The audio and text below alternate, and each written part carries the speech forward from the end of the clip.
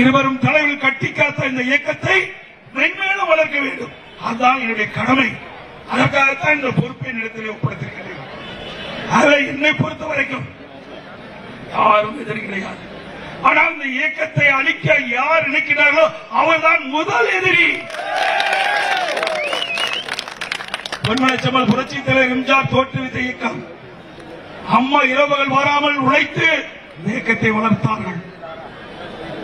அம்மா 2016 ஊரூரா சென்று ரத்தத்தை வேர்வையாக சென்று தன் உடல்நலத்தை பொருட்படுத்தாமல் ஆட்சி அமைத்தார்கள்.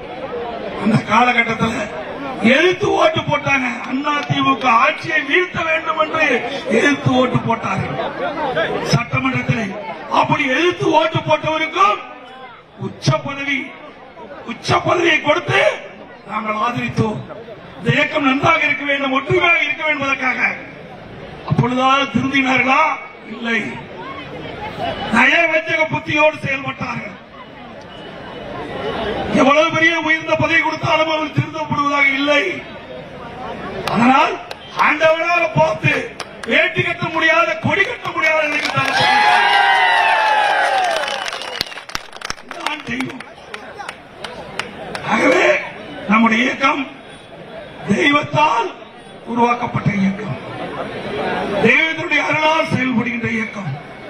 இதை எவராலும் அழிக்கவும் முடியாது, ஒடுக்கவும் முடியாது, முடக்கவும் முடியாது. அதேபோல அதிமுக ஆட்சி காலத்தில் தான் நிறைய திட்டங்களை கொண்டு வந்து நிறைவேற்றிக்கின்றோம். இன்றைக்கு தமிழகத்திலே 30 ஆண்டு காலம் ஆட்சி செய்த கட்சி என்று சொன்னால் அது அதிமுக கட்சி ஒன்றுதான். தமிழகத்திலே எத்தனையோ கட்சிகள் இருந்தாலும் அதிக உறுப்பினர் கொண்ட கட்சி என்று சொன்னால் அது அனைத்து இந்திய அண்ணா திராவிட முன்னேற்ற கட்சி. அதேபோல் இந்த மாவட்டம் விவசாயிகள் நிறைந்த மாவட்டம், விவசாய தொழிலாளர்கள் நிறைந்த மாவட்டம். பொன்மனச்செம்மல் புரட்சி தலைவர் எம்ஜிஆர் இருந்த காலத்திலும் சரி, புரட்சி தலைவர் அம்மா இருந்த காலத்திலும் சரி, விவசாயிகளுக்காக ஏராளமான திட்டங்களை கொண்டு வந்து நிறைவேற்றினார்கள். விவசாய தொழிலாளிக்காக நிறைய திட்டங்களை கொண்டு வந்து நிறைவேற்றினார்கள். இது நாட்டு மக்களுக்கு உணவளிக்கின்ற மாவட்டம் டெல்டா மாவட்டம்.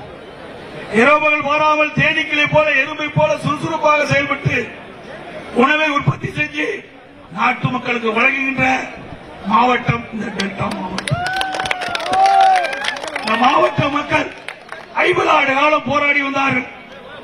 சட்ட போராட்டத்தின் விளைவாக காவிரி நதி பிரச்சனையை உச்சநீதிமன்றத்தின் மூலமாக நல்ல தீர்ப்பை பெற்றுத் தந்தது அதிமுக அரசாங்கம்.